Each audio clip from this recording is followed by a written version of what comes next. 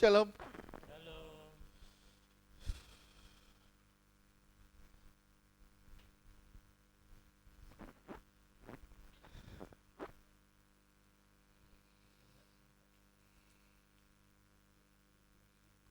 Sedikit aja kita disentuh Tuhan, kita ngerasain luar biasanya hadirat Tuhan. Luar biasanya kasih Tuhan. Saudara belum nyampe ke surga, tapi saudara sudah ngerasain surga sedikit. Bisa bayangin kalau saudara sudah sampai di surga, sukacitanya kayak apa?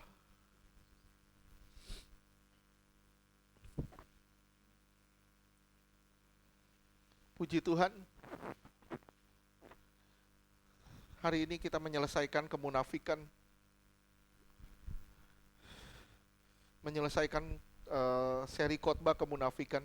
Ini bagian ketiga. Penyakit rohani yang pertama itu ada di ayat 13, 23 ayat 13, Matius 23 ayat 13, tapi nggak usah dibaca. Kesombongan karena keyakinan pada keselamatan. Begitu yakinnya kita kalau kita sudah pasti selamat, akhirnya kita jadi sombong, kita nggak pusing sama orang lain. Yang kedua, di ayat 15, nggak usah dibaca juga. Ini yang disebut dengan hiperaktivitas. Hiperaktivitas. Semangat pada hal-hal lahiriah untuk tutupi kekurangan-kekurangan rohania. Kita semangat pada hal-hal yang lahiriah. Pelayanan segala macam sebenarnya untuk menutupi kekurangan-kekurangan rohani kita. Roma 10 ayat 1 sampai 3.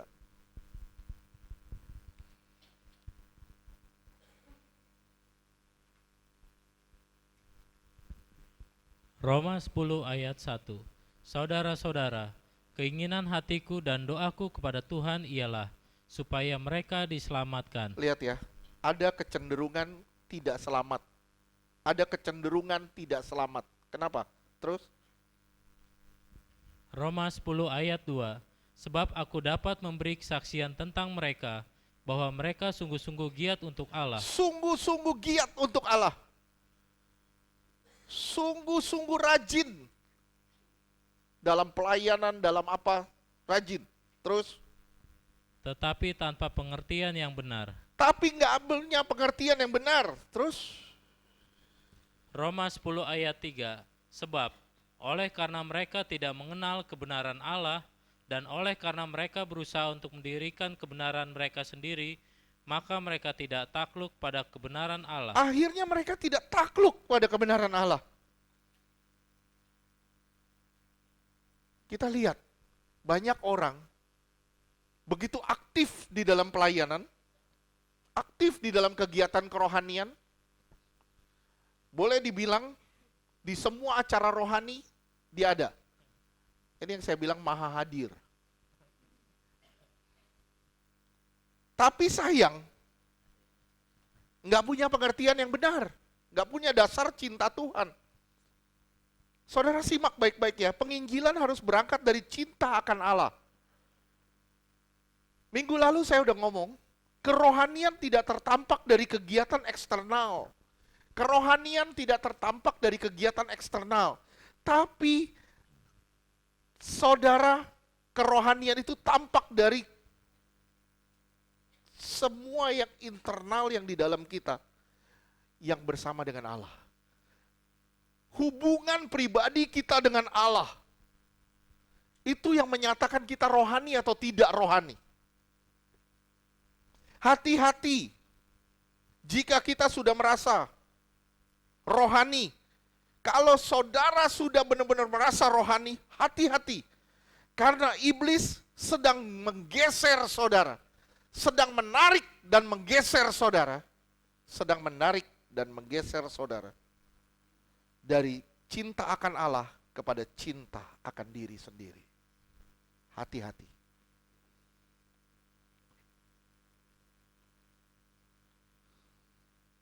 Jika Anda sibuk pelayanan, apakah Anda sudah dikatakan rohani? Tidak. Menjadi rohani adalah berjalan bersama dengan Allah tanpa memusingkan hal-hal lahiriah. Farisi itu sibuk mengerjakannya untuk Allah. Tapi sayang, tanpa Allah di situ. Sibuk mengerjakan semua buat Allah, tapi tanpa Allah. Sayang sekali. Bagaimana dengan kita? Sibuk di sana, di sini, tapi kalau tanpa Allah, semua sia-sia. Saudara simak ya, simak. Benar gak yang perkataan ini? Simak. Terkadang kesibukan pada hal-hal, kegiatan atau ke hal-hal yang berrohani justru menyita waktu kita berdua dengan Tuhan. Betul gak? Sekali lagi saya ulang, kadang kesibukan kita akan kegiatan atau hal-hal yang rohani justru malah menyita waktu kita berdua dengan Tuhan. Saya cuma bilang, ini kemunafikan yang kedua. Pertahankan waktu saudara sama Tuhan. Pertahankan waktu saudara sama Tuhan. Saudara harus punya kerinduan sama Tuhan. Kalau saudara nggak punya kerinduan sama Tuhan, istilahnya gini, Tuhan menantimu. Engkau nggak mencari Tuhan. Tuhan mencarimu. Engkau nggak cari Dia. Yang ketiga, tidak ada komitmen pada kebenaran. Dari 16 sampai dengan 22. Matius 16 sampai 22, nggak usah dibaca. Apa gunanya ucapan tanpa komitmen? Ucapan tanpa komitmen adalah omong kosong belaka. Sekali lagi, ucapan tanpa komitmen itu omong kosong belaka. Kita telusuri ayat ini. Kita telusuri ayat ini, tapi nggak apa-apa deh dibaca. 16 sampai 22. Matius 23, 16 sampai 22.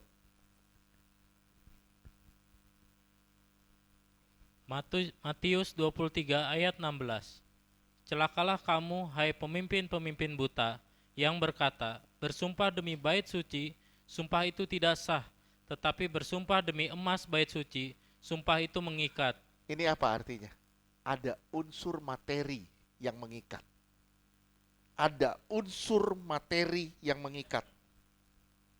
Saya bilang di sini, kasih akan uang bekerja di balik tabir yang nampak rohani. Kasih akan uang bekerja di balik tabir yang nampaknya rohani. Unsur emas itu mengikat. Bait Allah tidak mengikat. Tidak ada komitmen di sana. Tapi begitu ada uang, komitmennya luar biasa. Saya bilang sama saudara, ini jujur, fair. Kita ngomong fair ya. Berapa banyak orang takut sama penyakit, sama COVID. Begitu ke gereja, dia bilang ada COVID. Begitu cari uang, COVID pun diterjang. Berapa banyak orang kayak gini hari ini. Saya bilang, saya ngomong sama saudara, COVID itu buatan manusia. Betul gak? Rancangan manusia. Saudara masa kalah? Saudara ini rancangan Allah. Saya bilang sekali, saudara adalah ciptaan Allah, rancangan Allah yang sempurna. COVID itu rancangan setan. Masa kita takut? Amin. Ada unsur uang di sana. Akhirnya begitu masuk unsur uang, nggak ada komitmen. Pelayanan takut COVID. Begitu bekerja, karena ada uang, nggak takut. Begal pun dilawan. Dalam melakukan hal rohani, kita harus lihat motivasi kita. Sekali lagi, dalam melakukan hal rohani, kita harus lihat motivasi kita. Jangan sampai ada tipu-tipu rohani. Ini yang namanya unsur kemunafikan. Saya bilang sama saudara, pelayanan itu harus lepas dari unsur untung rugi. Tidak ada unsur untung rugi di dalam pelayanan. Tapi yang ada hanya satu unsur devosi, pengabdian. Jangan pernah jual diri lewat pelayanan. Berapa banyak dari kita sering berjanji sama Tuhan, Tuhan saya mau setia, Tuhan saya mau lepas dari dosa, Tuhan saya begini. Berapa banyak dari kita janji begitu, tapi lihat berapa banyak yang jadi kenyataan dari janji kita. Berapa banyak? Saya cuma bilang, berapa banyak dari kita munafik begitu. Janji, janji, janji, janji. Kalau Tuhan nyanyi, janji, janji, tinggal janji. Semuanya hanya mimpi gitu. Kita janji terus sama Tuhan, tapi nggak ada yang kita genapin satupun. Kita ngomong indah-indah sama Tuhan, tapi perbuatan kita tidak indah di hadapan Tuhan.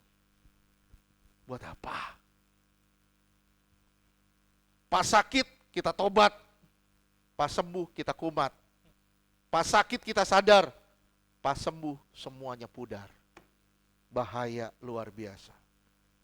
Yohanes 17 ayat 18 sampai 20.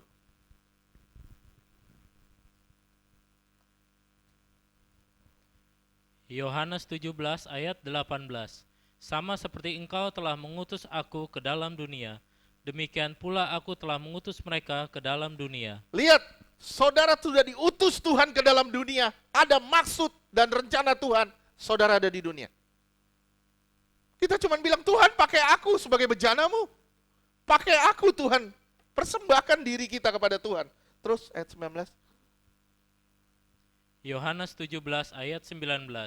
Dan aku menguduskan diriku. Lihat, Tuhan menguduskan dirinya buat kita. Buat saudara, buat saya. Dia berjuang mati-matian demi saudara, demi saya. Tujuannya apa? Supaya dia bisa naik ke atas kayu salib. Dia layak menjadi anak domba yang tanpa cacat, tanpa celah. Terus? Supaya mereka pun dikuduskan dalam kebenaran. Supaya saudara bisa dikuduskan di dalam kebenaran.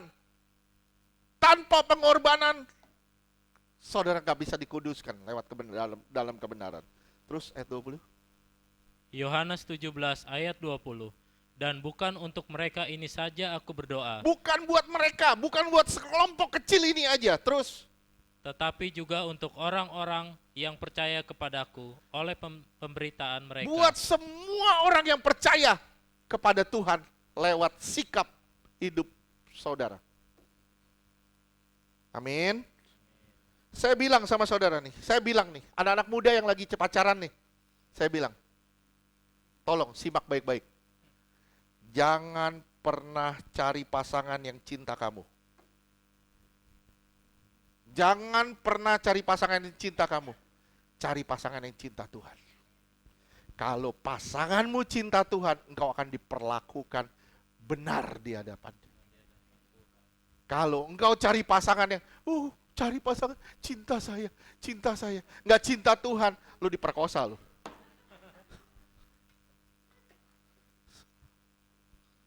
Oke, bener, fair, bener gak? Kita cari pasangan yang cinta kita, kita diobok-obok. Kita cari pasangan yang cinta Tuhan, kita diperlakukan dengan istimewa. Amin. Hah? Yang udah kawin kenceng, Pak Yogo paling kenceng.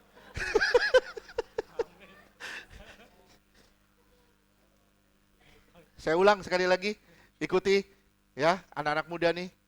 Jangan cari pasangan yang cinta kita. Cari yang cinta Tuhan. Bella baru masuk. Ulang.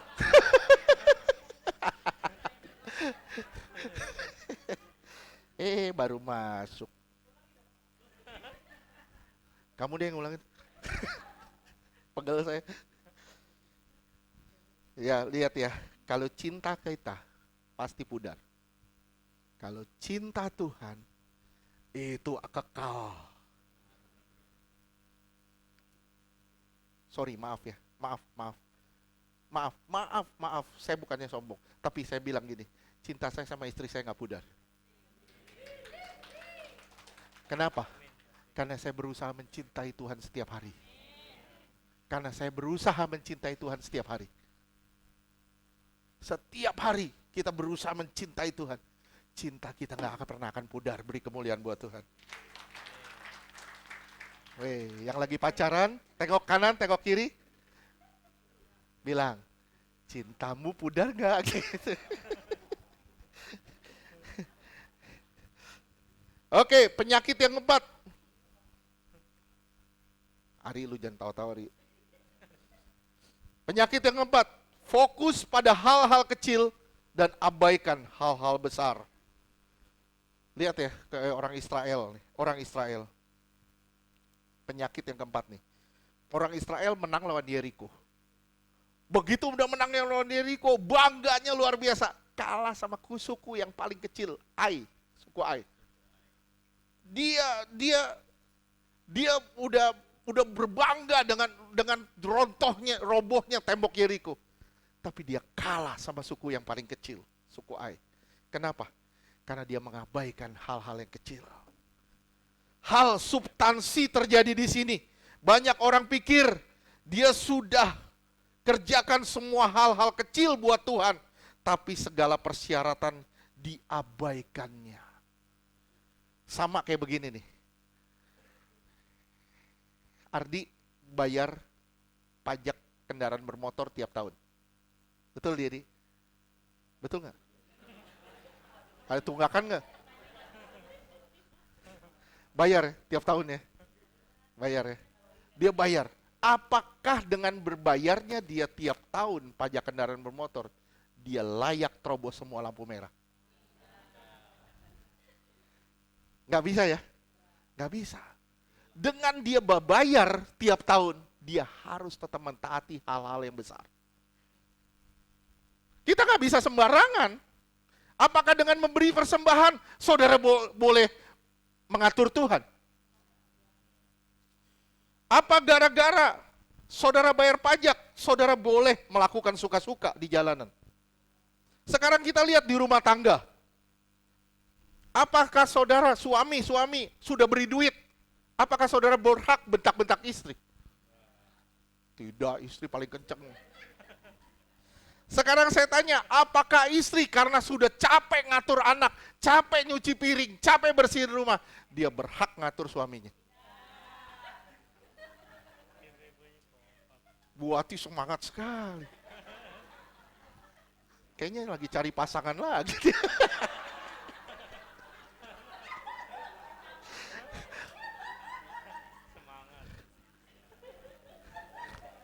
Nanti dapat di kereta, Bu.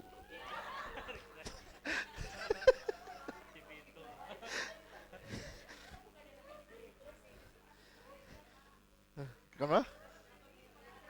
Di gereja? Waduh, yang mana nih? Saya lagi cari.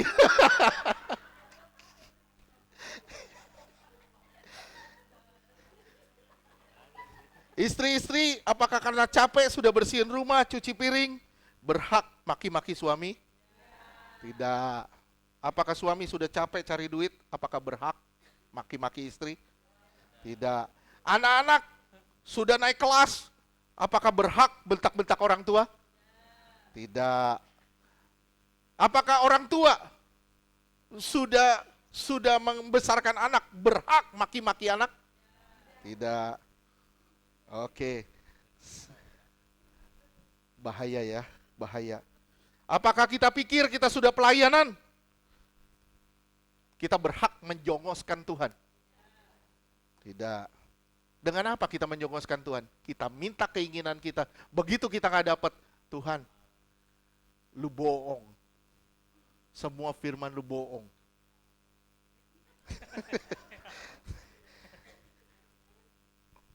Lihat ya. Apakah bisa begini? Apakah kita sudah melayani? Kita berhak ngatur Tuhan. Kalau nggak dikasih, gue marah nih. Tuhan kalau nggak dikasih, gue berontak nih. Nggak bisa. Hal ini bertalian dengan take and give, memberi atau diberi. Semakin banyak tuntutan, semakin banyak kekecewaan. Semakin banyak tuntutan, semakin banyak kecewaannya.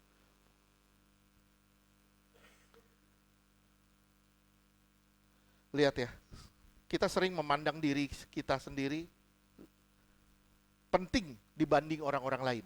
Kita sering memandang diri kita sendiri penting dibanding orang lain.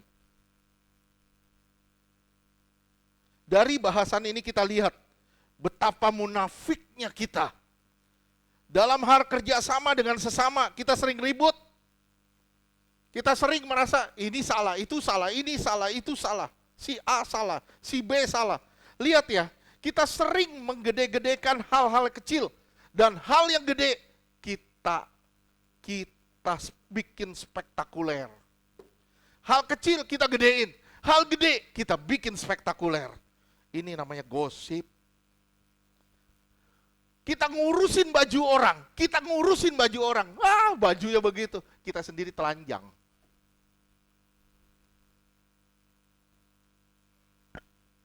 Kita sering kecewa sama berbagai keadaan. Kita bilang, lu udah nikah sama gue udah puluhan tahun, lu taruh sepatu aja salah.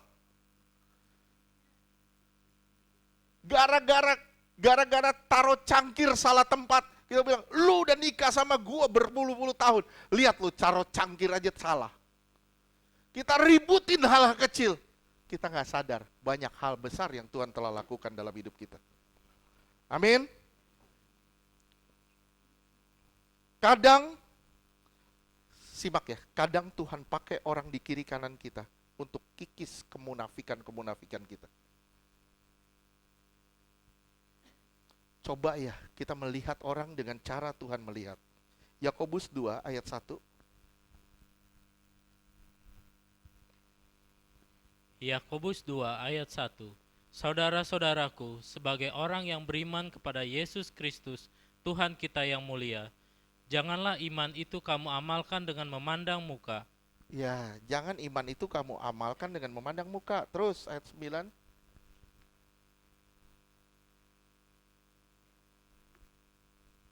Yakobus 2 ayat 9. Tetapi, jikalau kamu memandang muka, kamu berbuat dosa, dan oleh hukum itu menjadi nyata bahwa kamu melakukan pelanggaran. Iya, kalau kamu memandang muka, kamu berbuat dosa. Karena itu adalah pelanggaran. Terus 10. Yakobus 2 ayat 10.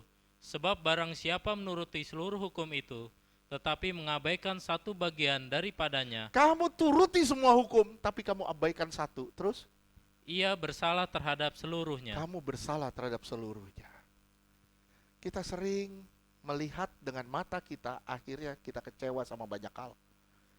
Jujur, saya sebenarnya nggak enak nih pakai yang biru-biru gini, cuman 5 biji. Saya sebenarnya kurang enak. Sebenarnya maunya semua, tapi apa daya? Gak ada dana. Sebenarnya kepengen semuanya. Waktu itu cuma contoh 5. Kita cuma contoh 5. Akhirnya kita bilang, loh kok jadi begini? Ada beberapa yang nanya, kok cuma 5? Kepengen sih pasang semua. Tapi kemampuannya belum ada. Kita lagi bergumul untuk banyak hal. Kepengennya semua. Pasang semua dari depan sampai belakang. Supaya apa? Ini untuk menjaga kebersihan juga sebenarnya. Tapi ya bukan berarti kok cuman yang di depan. Saya kalau mau taruh di tengah-tengah kan aneh. Jadi ya cuman bisa di depan dulu, ya di depan dulu. Nanti kalau ada duit lagi kita mundur ke belakang. Gitu aja. Masih banyak yang first thing first, masih banyak yang harus kita dahului. Ini bukan hal yang terlalu signifikan, yang terlalu harus dipusingkan. Oke? Sering kita membesarkan hal-hal yang sepele.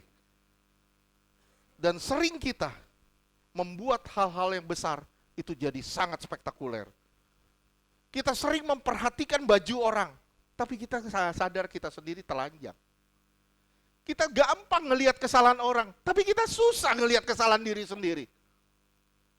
Betapa munafiknya kita. Kita bilang, wah dia begini, dia begini, dia begini. Lu gimana?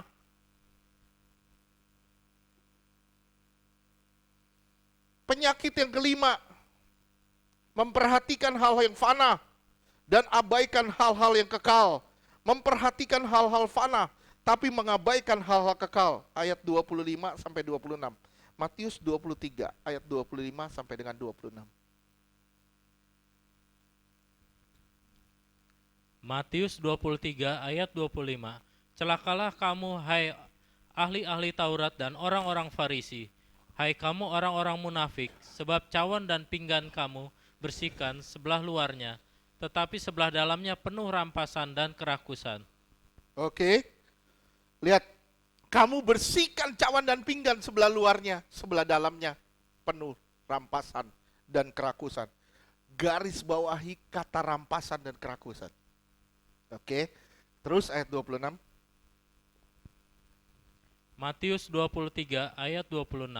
Hai orang Farisi yang buta, bersihkanlah dahulu sebelah dalam cawan itu, maka sebelah luarnya juga akan bersih. Kamu bersihin sebelah dalamnya, luarnya otomatis akan bersih. Apa yang dibicarakan di sini?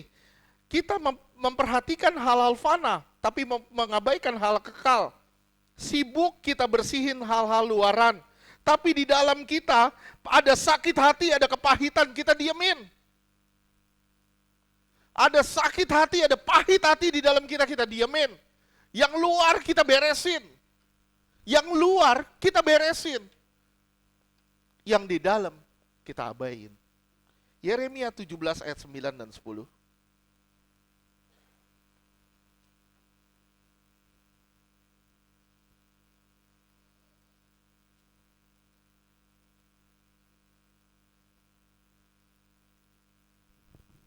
Yeremia 17 ayat 9. Betapa liciknya hati, lebih licik daripada segala sesuatu. Hatinya sudah membatu, siapakah yang dapat mengetahuinya? Lihat, siapa yang tahu hati kita? Siapa yang tahu hatimu? Kalau kamu masih menyimpan sakit hati, benci atau apapun, siapa yang tahu? Terus, ayat 10. Ini jawaban Tuhan. Yeremia 17 ayat 10. Aku, Tuhan yang menyelidiki hati, yang menguji batin, untuk memberi balasan kepada setiap orang setimpal dengan tingkah langkahnya. Lihat baik-baik. Setiap orang sesuai dengan tingkah langkahnya. Kita bersihin yang luar, yang dalam kita nggak beresin. Ada kotoran, ada lumpur di dalam kita. Ada sampah di dalam kita. Bagaimana luarnya bersih? Di dalam kita banyak kecewa. Kecewa sama Tuhan, kecewa sama keadaan. Bagaimana saudara bisa lakukan firman Allah? Sekali lagi, saudara banyak kecewa di dalam saudara. Saudara nggak mungkin bisa lakukan firman Allah. Nggak mungkin. Di dalam ada sakit hati. Bagaimana saudara bisa doain orang yang melukai hati saudara kalau di dalam saudara ada luka? Nggak mungkin saudara bisa doain orang. Kalau saudara bilang, bisa Pak, itu lip service. Itu omong kosong. Beresin di dalammu, baru kamu bisa doain orang yang menyakitimu. Lihat tadi saya bilang, ada kata rampasan di situ. Rampasan artinya apa? Rampasan artinya apa? Apa? Ada yang bisa mengartikan kata rampasan? Sesuatu yang bukan milik kita. Sesuatu yang bukan milik kita. Itu rampasan namanya. Rampasan itu apa? Seperti apa rampasan? Keinginan-keinginan yang liar. Saya sudah punya Livina, saya pengen Ferrari. Saya udah naik ini, saya pengen Alphard. Udah punya Alphard, nanti pengen apa lagi? Kita liar luar biasa. Saya bilang ya, kita liar luar biasa. Pingin mobil lebih bagus lagi, pingin mobil lebih bagus lagi, pingin rumah lebih mewah lagi. Pingin semua serba ada. Nggak bisa bersyukur dengan apa yang kita punya hari ini. Udah punya istri satu, kurang Pak. Ada yang lebih cantik lagi Pak. Ini keluaran baru, edisi terbaru. Kita nggak pernah puas, kita nggak bisa bersyukur dengan apa yang ada pada kita. Kita sungut-sungut terus, karena doa kita nggak dijawab. Ini kemunafikan.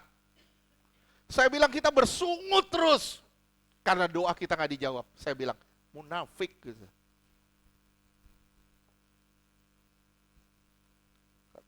Itu rampasan di dalam diri kita. Simak ya, uang memungkinkan semuanya serba ada, tapi ada satu yang tidak bisa dibeli uang, sorga. Uang bisa beri damai, tapi semu uang tidak bisa beri damai sejati. Enggak ada sesuatu pun yang bisa diselesaikan dengan uang. Oke? Apalagi rampasan, pacaran, melakukan seks di luar nikah, ingini sesuatu yang bukan milik kita, ingini sesuatu yang bukan milik kita. Pornografi, saudara menginginkan sesuatu yang bukan milik saudara.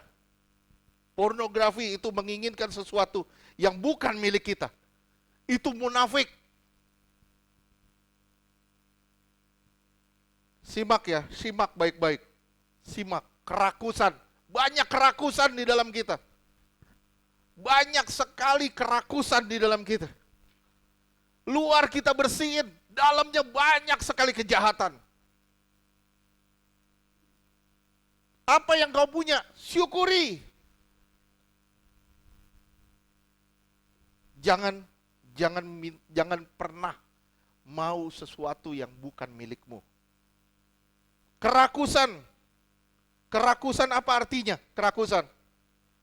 Rakus artinya kurang pengendalian diri, memanjakan diri sendiri.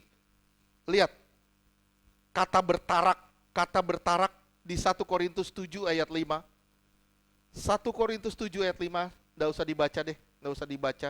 Kata bertarak itu diterjemahkan, dalam bahasa Inggris diterjemahkan lack of self control. Saya ulang, kata bertarak diterjemahkan lack of self control. Artinya kekurangan penguasaan diri. Bertarak artinya kekurangan penguasaan diri.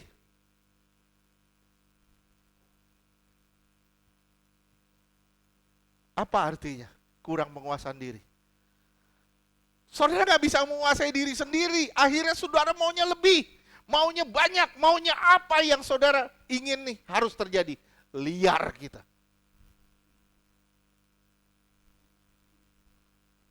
Liar. Kita liar luar biasa. Lagi. Simak lagi. Kita ingin dinilai tinggi dari semestinya. Kita selalu ingin dinilai tinggi daripada semestinya. Akhirnya kita hidup dalam gengsi. Muncullah operasi plastik. Kita ngaca, kurang nih, alis gua kayaknya panjang sebelah. Kurang. Perbaiki. Terus, apa kurang? Hidung kurang mancung. Pancungin, tarik.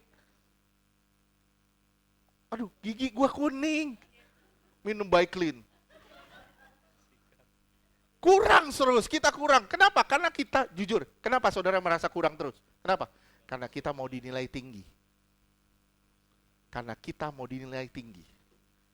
Negara mana yang gak ada sampah plastik? Korea Selatan. Kenapa? Plastiknya bukan di sampah, di muka semua.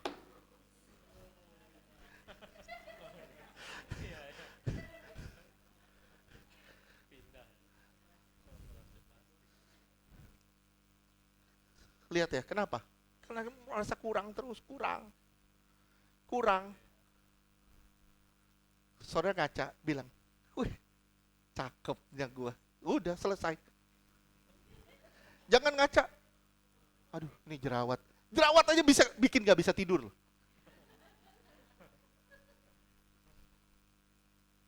Gara-gara jerawat satu, tidur susah. Kenapa? Karena kita ingin dinilai tinggi sama orang. Saya pernah ngomong sama saudara, ketika kita nyumbang, kita mau foto-foto. Nyumbang. Lihat, saudara beri itu aja, beli sembako ke orang, foto-foto sama. Masuk medsos, dilihat apa? Supaya dilihat, suka memberi. Begitu saudara ketemu pejabat, apa yang saudara cari? Orang terkenal, apa yang saudara cari? HP gua mana? Foto.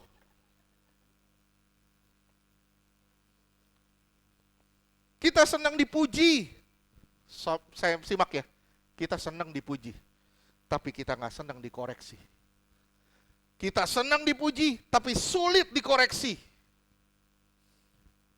Kejar kemuliaan Allah, bukan kemuliaan manusia. Sekali lagi, kejar kemuliaan Allah, bukan kemuliaan manusia. Banyak anak-anak perempuan sering digombali, langsung kelepak-kelepak. Kenapa? Karena senangnya dipuji manusia. Saya bilang sama Karen, rumah lu banyak semut ya? Kenapa? Manis banget sih lu. Yeah. Baru ngomong gitu udah langsung, lemes langsung.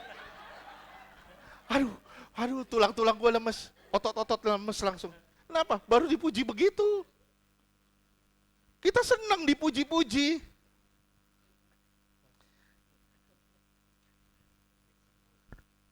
Lihat ya, begitu banyak. Cowok mah gak usah ganteng. Yang penting jago gombal. Lu jago gombal bikin cewek kelepek-kelepek selesai sudah. Bukan begitu caranya.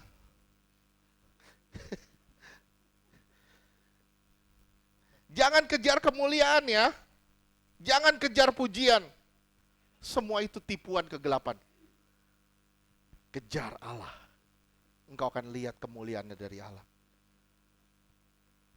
Yang keenam, ayat 27 sampai 28. Penyakit yang keenam, ayat 27 sampai 28.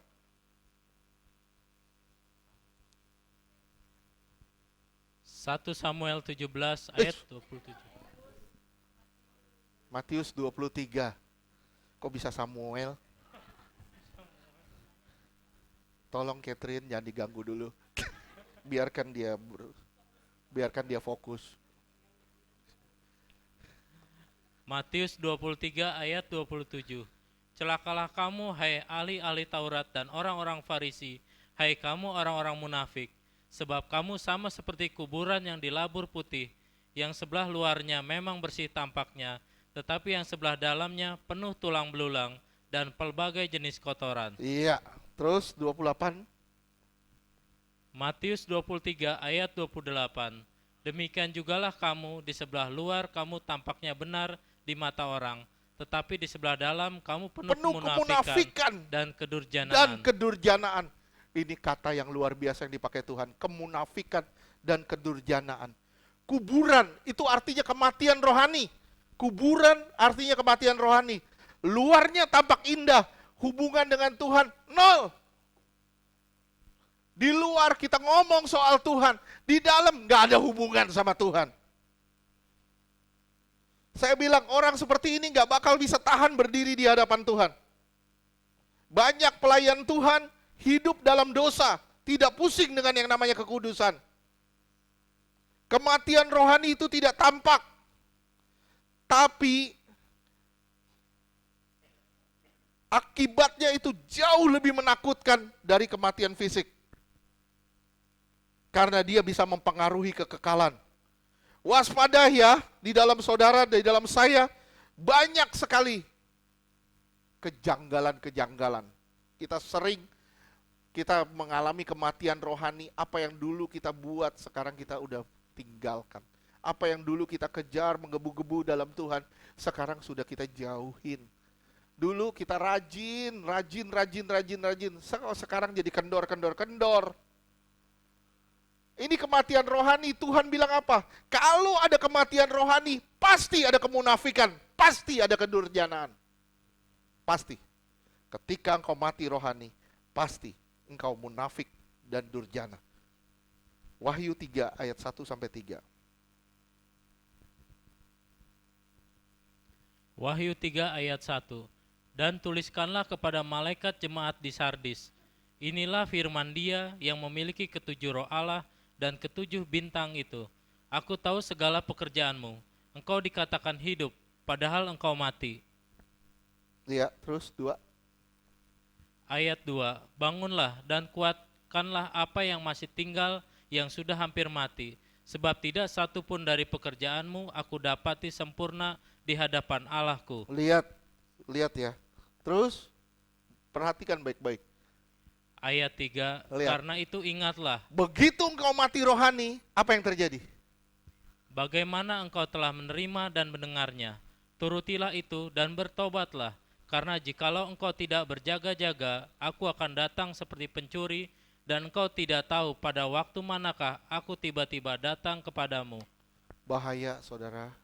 Ini kuburan. Kita kayak kuburan. Di luar kita ngomong soal Tuhan, di dalam gak ada hubungan sama Tuhan. Aduh, luar biasa. Kita abaikan firman Tuhan. Apa yang terjadi ketika saudara mengabaikan firman Tuhan? Amsal 1 ayat 23 sampai 27.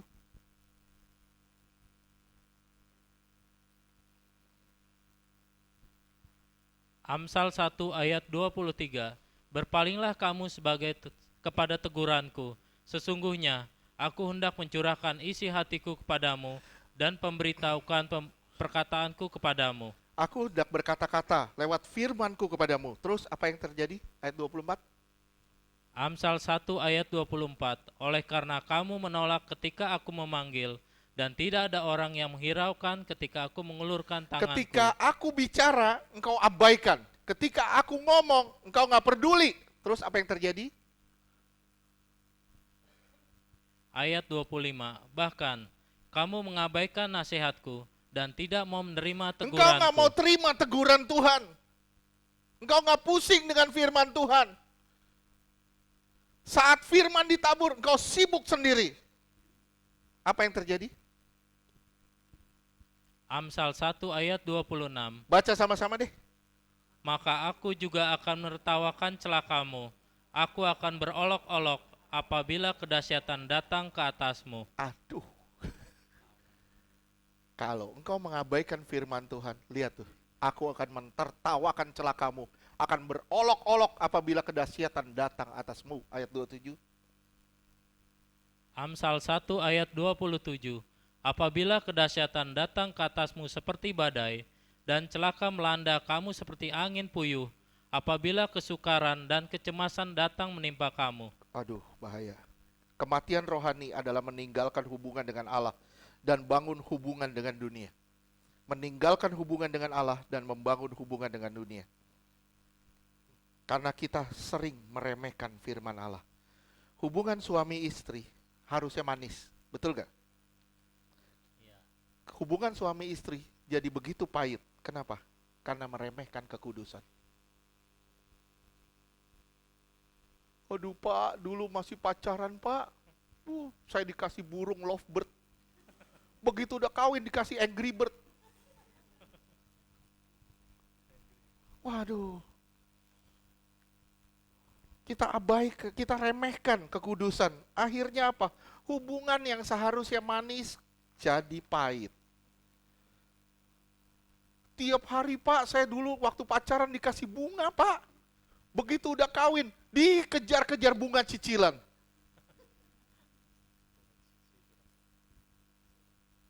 Mula-mula nikah, saya berpelukan pak. Lama-lama berpencaran. Lihat ya, ada pepatah bunyinya gini. Familiarity breeds contempt. Apa artinya? Familiarity breeds contempt. Artinya apa? Keakraban melahirkan penghinaan. Saya dulu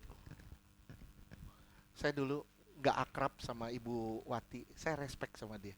Begitu saya akrab, wah, plak. Kita melecehkan dia. Kenapa? Karena begitu kita mulai akrab, kita mulai melecehkan. Begitu kita mulai merasa akrab sama Tuhan, kita mulai abaikan Tuhan.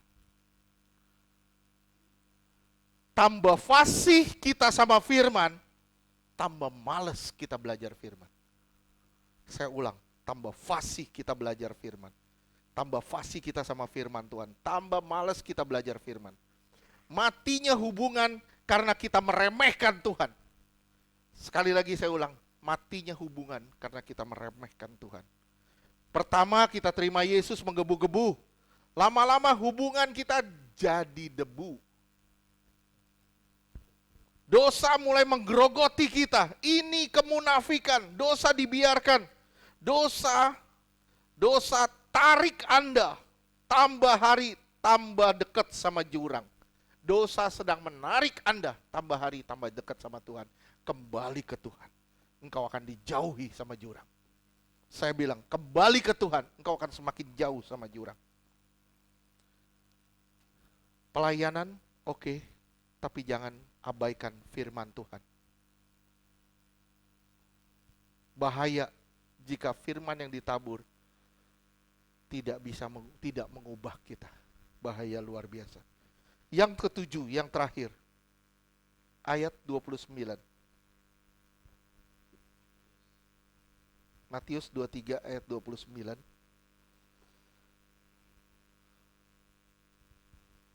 Matius 23 ayat 29. Celakalah kamu, hai ahli-ahli Taurat dan orang-orang Farisi, hai kamu orang-orang munafik. Lihat ya, ini lihat ya. Ini ucapan celaka, 7 kata celaka dari Tuhan. Itu ditutup dengan kata Gehenna, neraka yang menyala-nyala. Terus, lanjutkan. Sebab kamu membangun makam nabi-nabi dan memperindah tugu orang-orang saleh. Terus, Matius 23 ayat 30, dan berkata, jika kami hidup di zaman nenek moyang kita, tentulah kami tidak ikut dengan mereka dalam pembunuhan nabi-nabi itu. iya 31 terus. Matius 23 ayat 31, tetapi dengan demikian kamu bersaksi terhadap diri kamu sendiri bahwa kamu adalah keturunan pembunuh nabi-nabi itu. 32. Matius 23 ayat 32, jadi penuhilah juga takaran nenek moyangmu. Terus lanjutkan. Matius 23 ayat 33, hai kamu ular-ular, hai kamu keturunan ular beludak, bagaimanakah mungkin kamu dapat meluputkan diri dari hukum neraka? Bagaimana kamu bisa luput dari hukum neraka? Lihat, kata celaka ditutup dengan kata neraka. Dimulai dengan kata celaka, ditutup dengan kata neraka. Yang ketujuh, hati jauh dari Tuhan tapi bibir memuliakan Tuhan. Penyakit rohani yang ketujuh adalah bibir memuliakan Tuhan tapi hati jauh dari Tuhan. Ingat saya pernah bilang sama saudara, ada kata berseru di Matius 7 ayat 21. Betul? Ya, itu pakai kata lego. Berseru tanpa mengenal. Tapi ada kata berseru di Roma 10 ayat 13 pakai kata epikaleo yang artinya berseru, memanggil karena mengenal. Yang diselamatkan adalah yang berseru dan mengenal. Semua kata celaka berakhir dengan kata Gehenna atau neraka. Lihat saudaraku, tadi dibilang kita bangun kuburan nabi. Aku bersyukur tidak seperti orang itu. Aku tidak lakukan pembunuhan para nabi. Aku bersyukur. Ingat, Tuhan lihat hati kita. Kita boleh nyembah Tuhan 100 lagu dalam sehari. Tapi kalau mulut saudara, kalau hati saudara jauh dari Tuhan, apa artinya?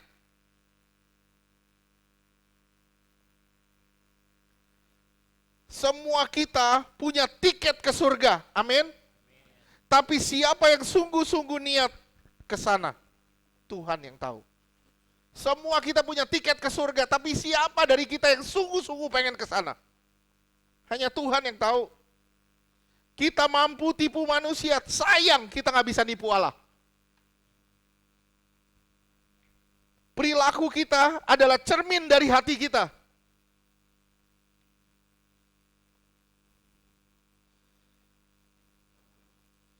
Lihat dengan mata kita, kita merasa rohani. Begitu turun ke hati kita, banyak yang gak beres dari kita. Kita munafik. Saya pernah ngomong sama saudara, ingat orang Farisi bukan berarti tidak tulus. Banyak orang-orang Kristen tulus.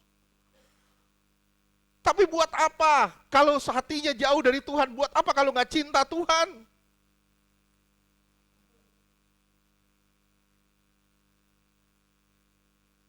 Kita selalu merasa diri kita benar, kita bangun tugu-tugu untuk memperingati, hei, aku tidak seperti nenek moyangku, pembunuh nabi-nabi. Kita selalu bilang, aku beres, lu gak beres. Kita selalu bilang, aku benar, lu gak benar. Ingat, berapa minggu lalu saya bilang sama saudara, ingat ada orang berdoa, ahli pemungut cukai berdoa di depan, minta ampun sama Tuhan sambil pukul dada. Di belakang ahli Taurat bilang, aduh syukur gua gak seperti dia. Betapa jahatnya kita.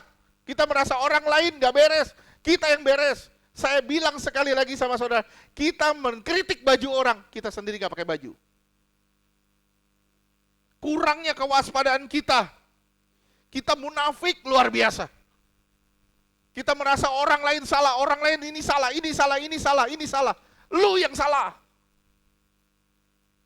Kita yang harus berubah. Perubahan tidak dimulai dari orang lain, perubahan dimulai dari kita.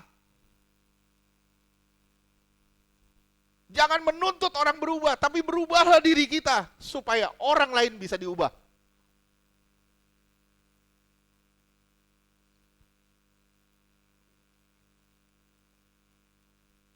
Lihat Markus 12 ayat 15. Markus 12 ayat ke-15. Markus 12 ayat 15. Tetapi Yesus mengetahui kemunafikan mereka, Kemunafikan mereka, lihat. lalu berkata kepada mereka, "Mengapa kamu mencobai aku? Bawalah kemari suatu dinar supaya kulihat." Lihat bahasa Inggris ya.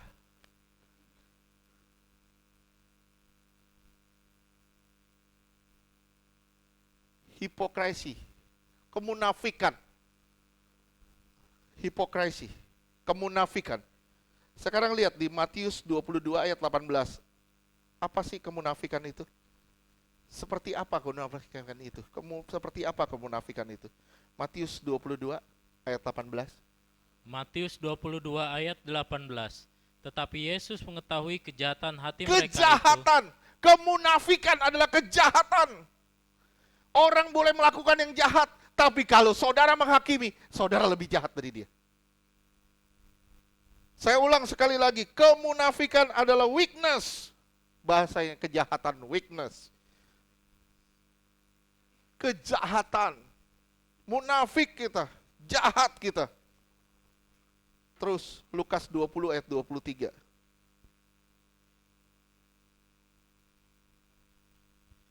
Lukas 20 ayat 23. Ini juga kemunafikan. Licik, deceit. Licik. Kemunafikan juga berarti kejahatan, kemunafikan juga berarti kelicikan. Simak ya, simak saudara. Apakah kita sudah merasa sudah selamat dan kita bisa sesuka-suka kita? Apakah kita sibuk dengan pelayanan sampai kita lupa sama Tuhan? Kita nggak punya kebenaran, kita nggak punya komitmen sama Tuhan. Bahaya luar biasa. Hari ini saya menutup khotbah ini dengan beberapa pertanyaan. Tolong simak dan dijawab dalam hati, nggak usah teriak. Apakah kita masih sering tersinggung ketika dikritik?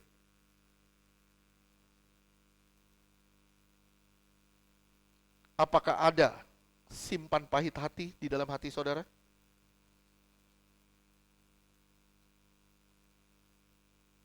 Apakah saudara ingin selalu dihargai?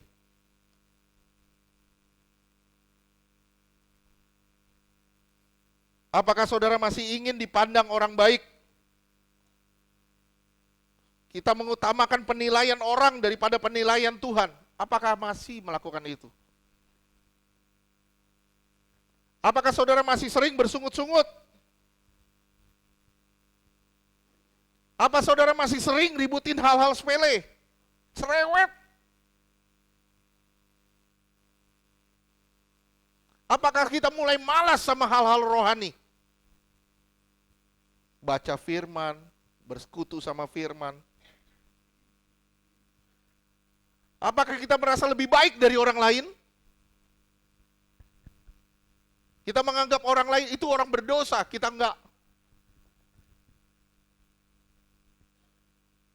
Apakah kita sering remehkan dosa-dosa dan kita anggap dosa itu dosa kecil, bukan dosa besar? Simak setiap pertanyaan ini dan jawablah di dalam hati kita masing-masing. Amin. Percuma kalau kita belajar tapi kita nggak sendiri, nggak mau berubah.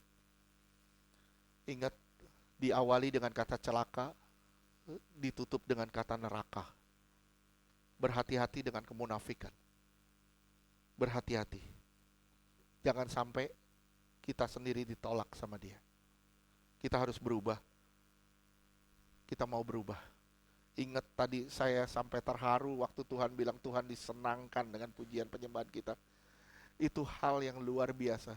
Tapi Tuhan mau lebih disenangkan lagi dengan sikap hidup kita dan perbuatan kita hari-hari. Yang mencerminkan keberadaan dia di dalam kita. Amin. Tuhan berkati.